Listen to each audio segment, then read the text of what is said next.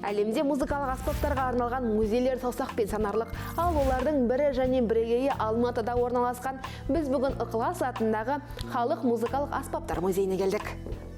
Музейде қазақ халқының ұлттық музыкалық аспаптарымен қатар әлемнің 50-ге жуық елінің мәдениетімен таныстыратын 9 экспозициялық зал жұмыс істейді. Бүгін Азия және Еуропа елдерінің музыкалық аспаптарымен танысамыз.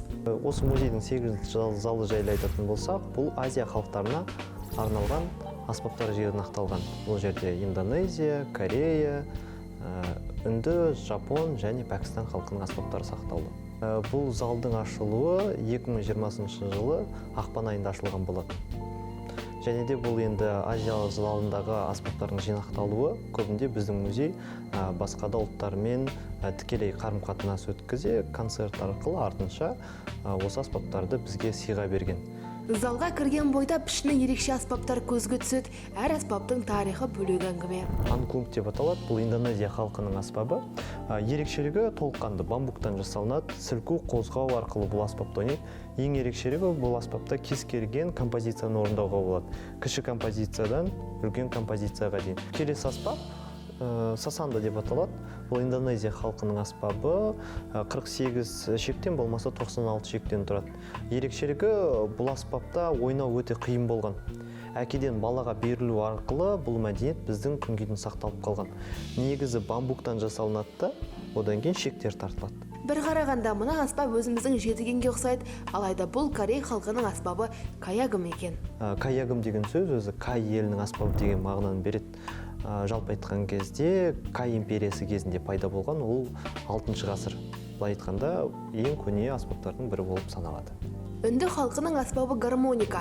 Оның тарихы ерекше. Тарихқа үңілсек, үнді халқына көп аспап Еуропадан келген екен. Гармониканың ерекшелігі бұл үнді халқына келген кезде жаңағы аяқтары мен педальдары болған.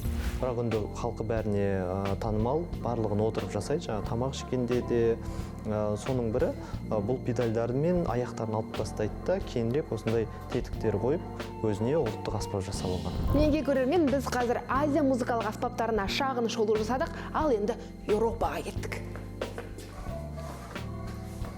Жоқ, Еуропа дегенім еуропалық музыкалық аспаптар залы ғой.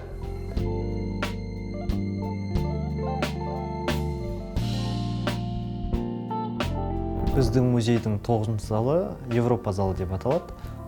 Бұл осы Европа залы да 2019 жылы ашылған. Ал бұл залда жеке дара тұрған үлкен аспапты бірден байқайсыз. Ол Украин халқының ұлттық аспабы бандура. Бандура деген енді бір қазақтың домбырасымен де бейнелеуге болады, себебі Украин халқының қайғысы мен мұңын, қуанышын осы аспап бейнелейді. Оларда бандурист деген тұлға болған. Олар осы аспапты алып, Украина территориясында көше қона, Украина халқының жеңісін мадақтаған және де қайғысын осы аспаппен шерткен. Енді жалғастыра келе, ерекше аспаптардан 9 залда бұл эстон халқының псалмодикон деген аспабы. Бұл шіркеулік аспап болып саналады. Негізі шіркеулерде көбінде орган деген аспап пайдаланған. Органның бағасы өте қымбат болғандықтан, ал скрипка аспабы өте бір көңілді аспап болып саналған. Сол себепті эстон халқы осы бір тақтайдың бетіне бір шекті тарта, шекті аспап ойлап табады да, кейініректе бұл аспап музыкалық бағытқа өзгеріп кетеді. Еуропа музыкалық аспаптар залының ерекше экспонаты итальян халқының мандолинасы. Бұл аспап гитараның ата тегі саналады екен. 19 ғасырдың ортасына қарай бұл аспап Еуропада ақырындап ұмытыла бастайды. Сол сәтте бір итальяндық отбасы толыққанды осы аспапқа реконструкция жасайды. Корпусын үлкейтеді, шек қосады. Былай айтқанда өзінің бір ренессансын өтеді, қайтадан Еуропа халқына танымал болып келеді. Көбінде және Еуропа халқында бұны серенада аспабы деп айтады. Енді қазақ дәстүрінде бұл аспапты ойнаған атақты Шәмші Қалдаяқов. Және де ол кісінің көптеген композициясы біздің күнге жеткен. Ерекшелігі Шәмші Қалдаяқовтың мандолинасы қазіргі біздің музейдің қорында сақтаулы.